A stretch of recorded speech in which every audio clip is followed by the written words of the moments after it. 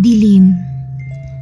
Tulad ng mga ahon, dilim ay minsan sa akin nagpapahinahon. Sa dilim ay wala akong makikita o maririnig na sa akin ay maaaring humusga. Ngunit bigla ko ring nagpagtanto na sa dilim pala'y maraming nakatago. Mga krimen na pinipilit ibaon at ilimot ng panahon. Mga biktima sumisigaw ng hustisya.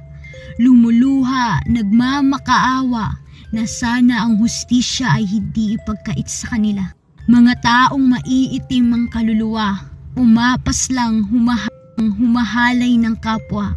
Tao sa tao ang naghihilahan pababa at mga kabataan na nagpapadala sa dilim ng kapusukan. Kabataan pa nga ba ang pag-asa ng ating bayan?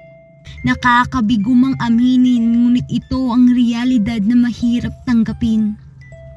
Ngunit hindi pa huli ang lahat na tayo ay bumalik sa kanyang piling. Tayo ay manalangin at pangalan niya'y sambitin at katulad ng gabing madilim na bumabalot sa atin ay may makikitang liwanag at boses na maririnig na, "Anak, lumapit ka sa akin dahil siya si Jesus, ang liwanag sa dilim."